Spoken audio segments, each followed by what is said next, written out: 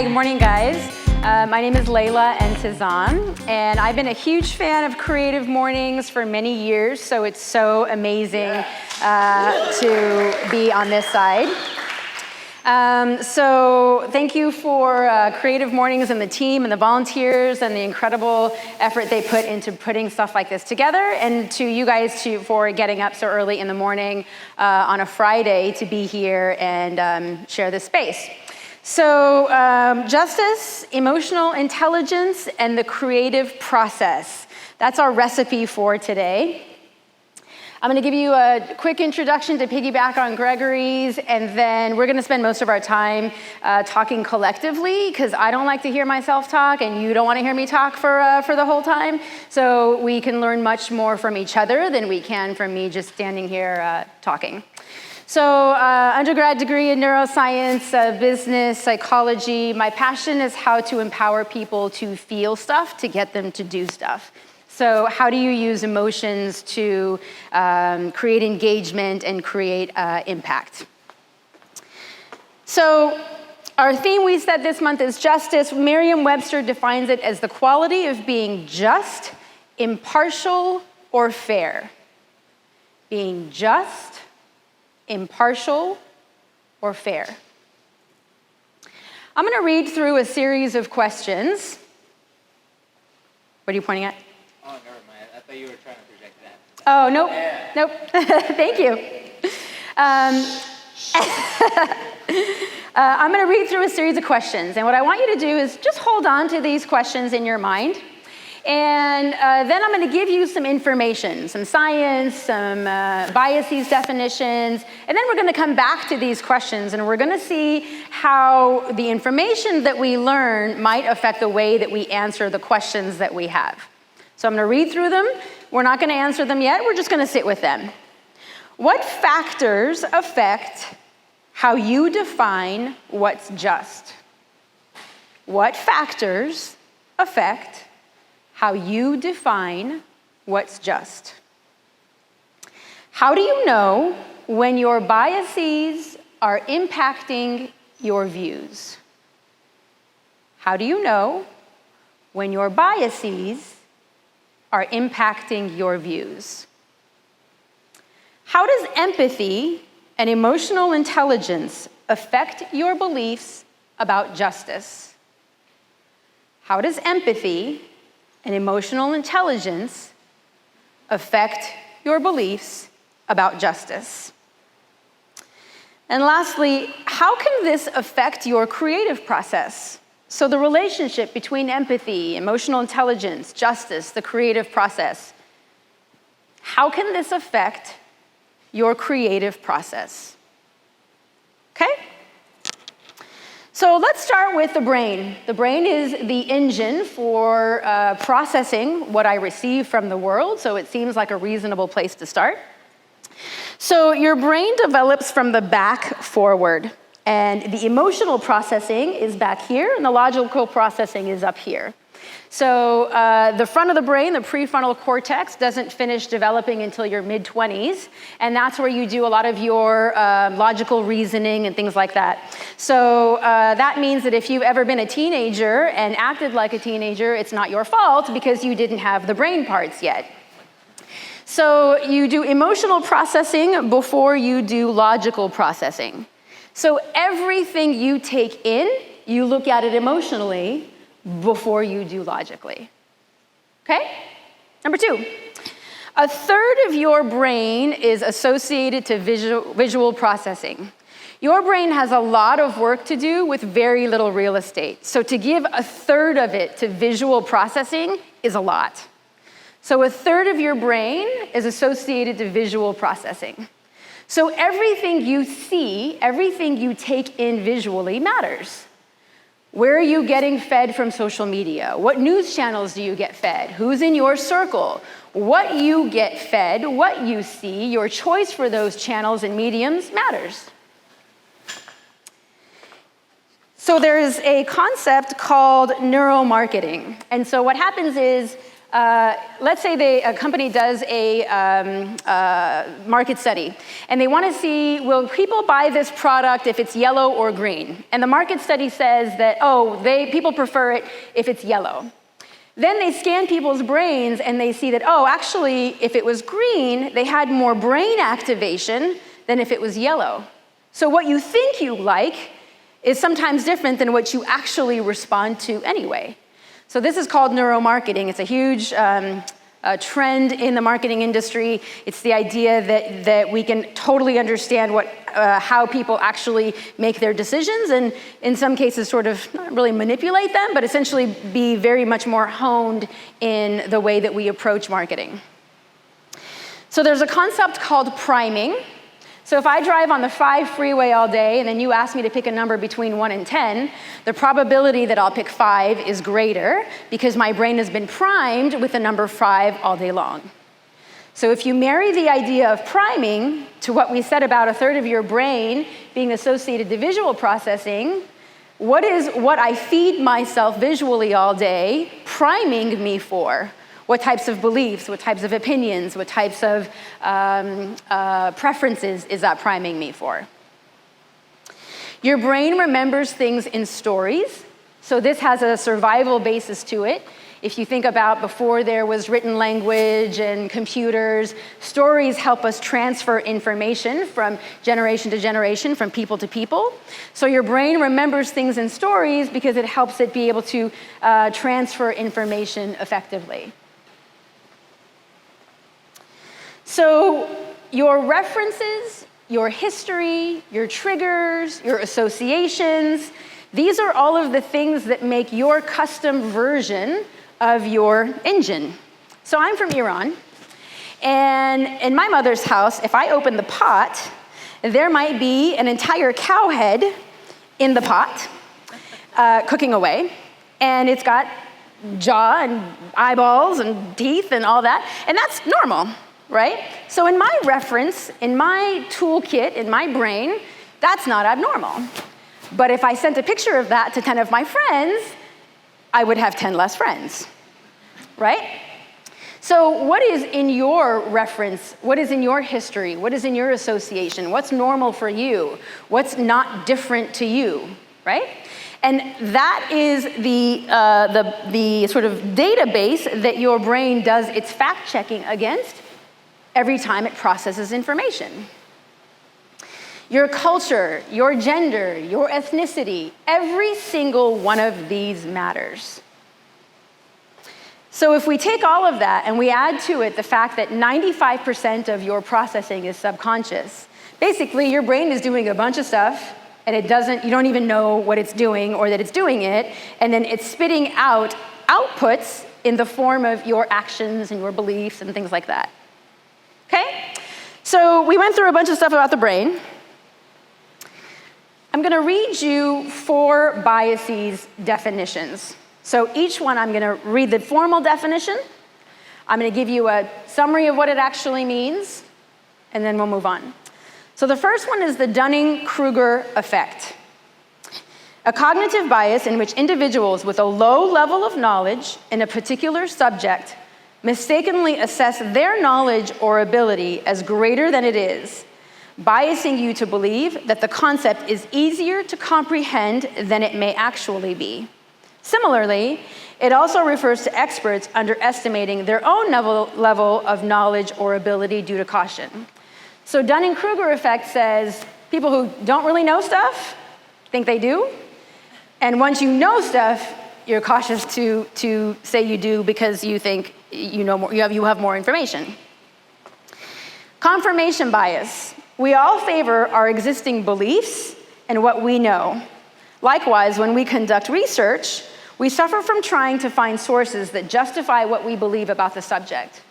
So confirmation bias says, I look for things that validate what I believe. So Dunning-Kruger effect says, when I don't know stuff, I think I do. Confirmation says, then I look for stuff to validate what I think I know. Fundamental attribution error. We look for contextual excuses for our failures, but generally blame other people or their characteristics for their failures. Also, we make judgments based only on the information available at hand. So there's a bad driver, I see that she's a woman, I say she's a bad driver because she's a woman. So Dunning-Kruger, when I don't know stuff, I think I do. Confirmation, I look to validate what I think I know. Fundamental attribution, if there's something wrong, it's not my fault. And if someone else is doing something wrong, it's probably attributed to something about them. And in-group bias. We have a tendency to be kinder to ourselves when making judgments about our successes and failures. This extends to those we hold near and dear, those we perceive as similar, and those we consider part of our group. In-group bias refers to unfavoring of someone that's not in your group. So Dunning-Kruger, I think I know stuff. I don't know much, but I think I know stuff. Confirmation, I look to validate what I know. Attribution error, if something's wrong, it's not me. And in-group bias, my kind is generally more right, more better, more this, more that, right? So we talked about how the brain works. We talked about some biases. Now let's go back to our questions. So let's start with the first one. What factors affect how you define what's just? So you don't have a name tag. What's your name? Tatiana. Oh. Tatiana. Tatiana. Do you want me to share the mic with her? Okay. Oh, perfect. Awesome. Tatiana, so we talked about the brain and we talked about some biases. What do you think, based on sort of some of the information we just went over, what do you think affects how you define what's just? Culture and upbringing. Culture. So how does your culture affect you specifically in what you think what's just?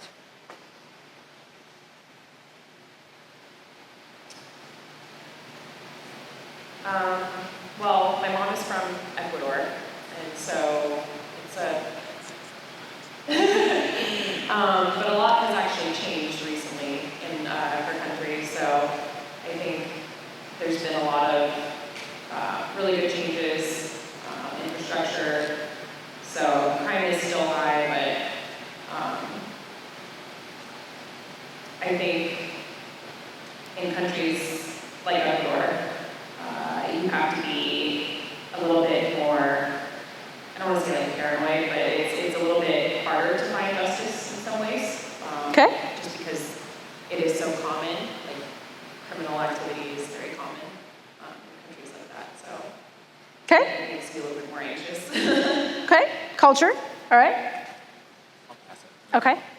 So I'll give you a hint if everyone's going to get picked on. So just a heads up. So you, sir, Mr. Parker, Yeah. what affects what you think is just? I'm sorry? What factors affect what you think is just? I'm not going to comment. It's a comparative term. Say again? It's a comparative term. Justice is probably the most misused word or overused word in today's culture. It's a comparative term. Okay. All right. I sense a dance battle. Let's talk to Chris here. Chris, what affects what you think is just? Really just try to look at the context.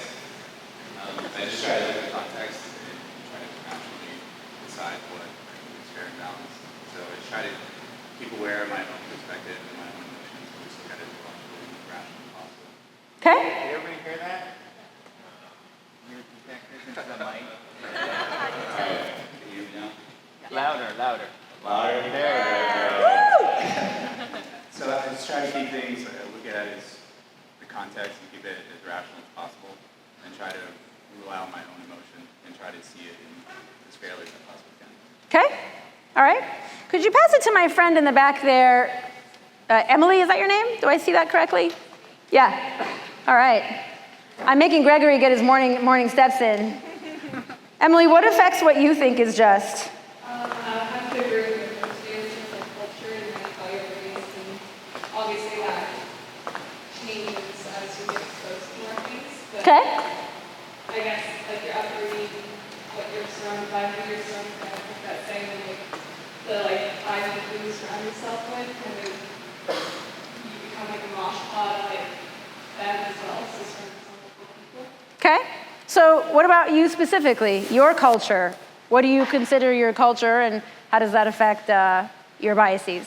Like growing up, we never really, like we celebrate holidays, but we put more emphasis on spending time with like the family and the actual day. So we never celebrated Thanksgiving on Thanksgiving. It was more of like Friday day that works for everyone. So like, or like I never really grew up with like family dinners at the kitchen table. So when I go to my friend's house, I just go like back to our room or back to like the couch, and they'd be like, "Where are we going?"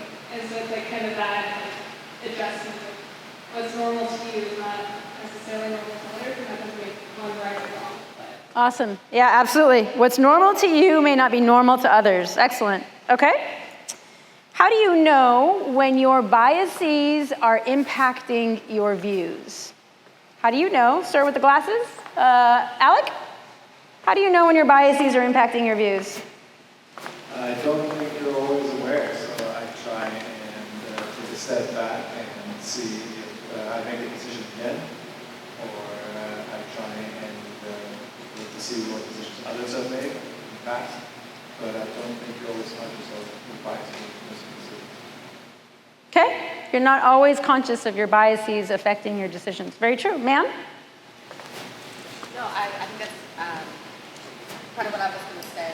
I like to check in with friends a lot, particularly on political topics or things that are happening in the news, to sort of figure out whether, was I being biased in this way? How did you react? Did you take that responsibility? I love that you said I like to check in with friends. I have a friend who watches the news that is opposite of his sort of political position because he wants to know what information the other side gets fed with. I think that's genius. All right. Okay, sir, how about you with our glasses? Philip?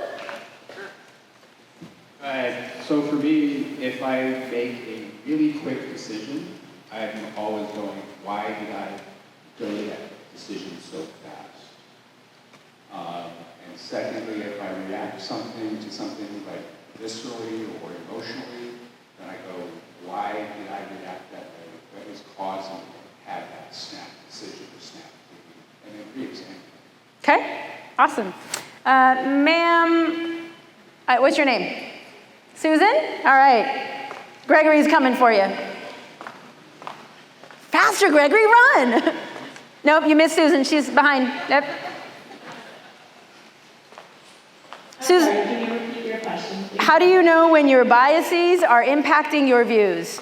So I think kind of along the lines of the gentleman who was speaking about kind of like the reaction. I think with me, it kind of depends like in stages. I think my initial reaction is always based on emotions first.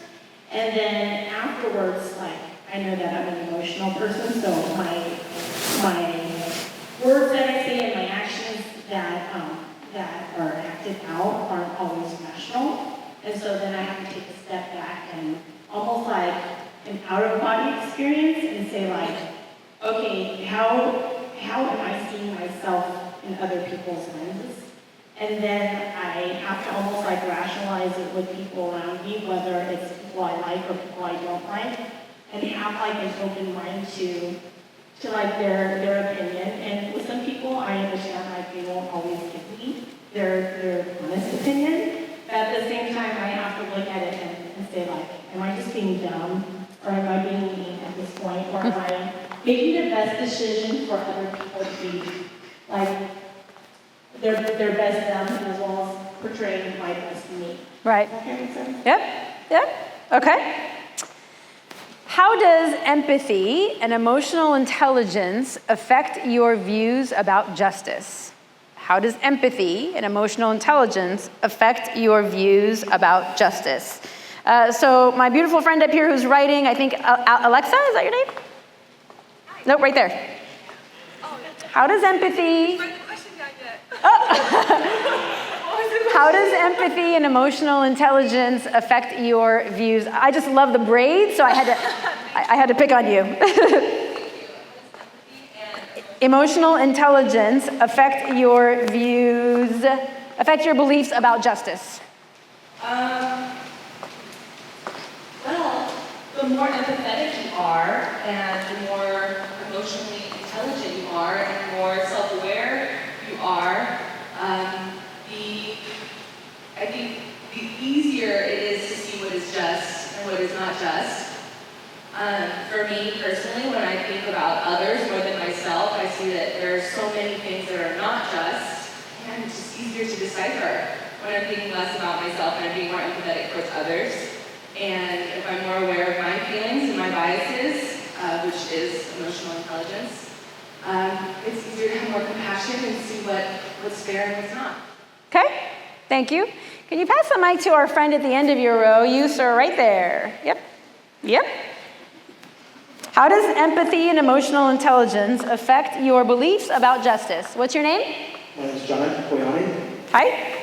So I think in the context of justice for criminal justice, I think it's kind of a loaded question because you can be highly emotionally intelligent and empathetic, but then you may be shaped by certain beliefs like social contract and greater good, where you have to weigh the idea of being, thinking about somebody else's well-being, but also weighing that against, okay, this person is like really bad, this is what they're doing to society, right? So it's kind of a loaded question because it's a very gray area for me, at least. Like when I think about kind of deep topics like death penalties. I grew up in Texas, so I grew up in a state that was very pro-death penalty. I lived in New York, California, and I've been shaped by, just meeting new people. But even myself, it's tough because I consider myself very emotionally intelligent versus academically intelligent, but I still had to weigh my beliefs versus the greater good of society in a lot of ways. Okay,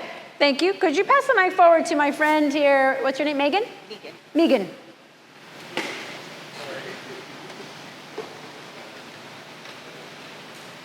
This is an interesting question because I think for me the thought exercise always comes up when I discuss this with my husband and friends. There was a case down in San Diego where in court...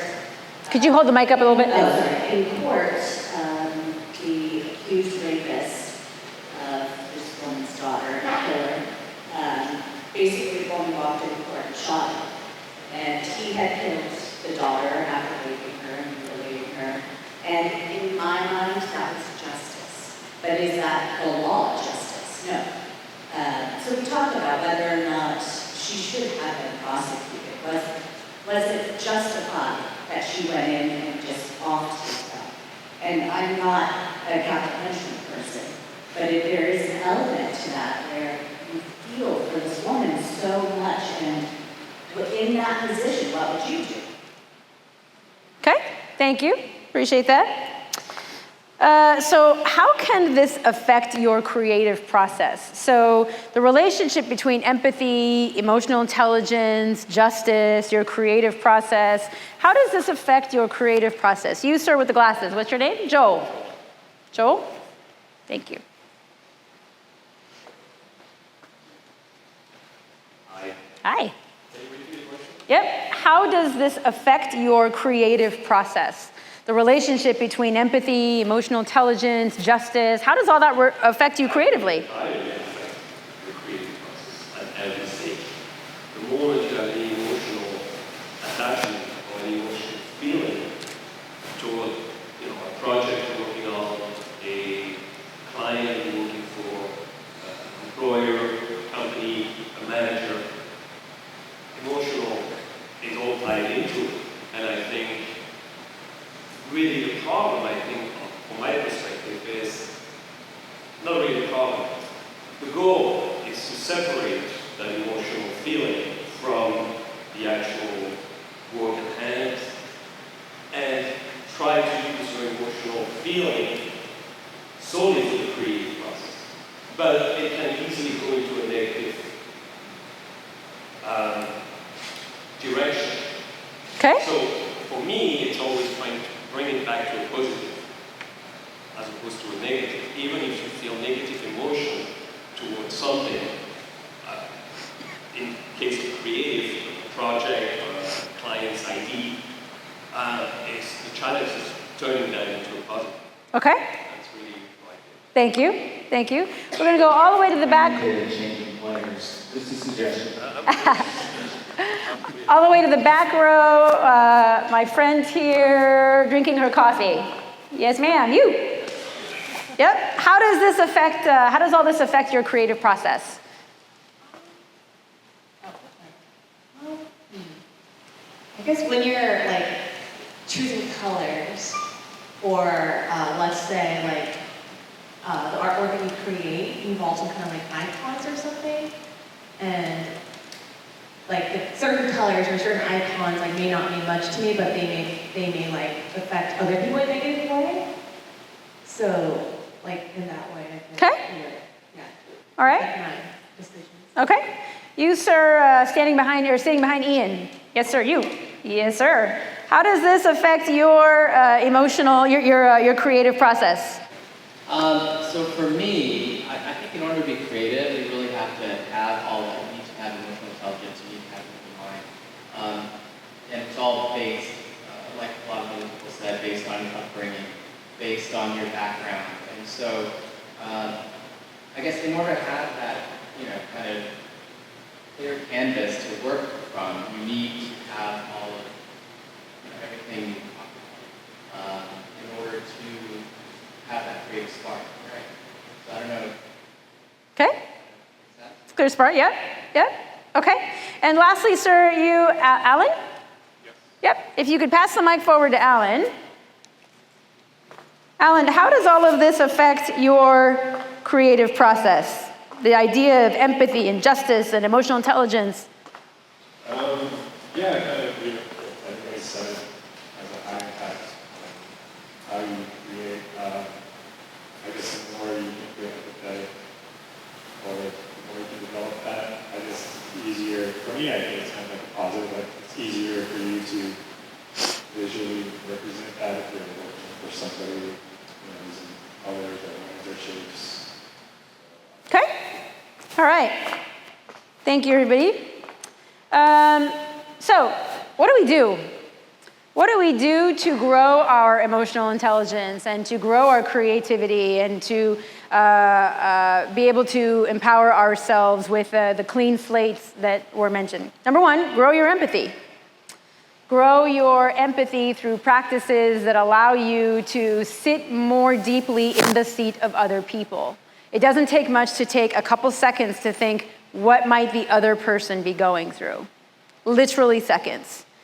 In anything from whether it's the line at Starbucks and someone, cut me off, or if it's something, that I was in a physician's office and I didn't like the way that the physician interacted with me.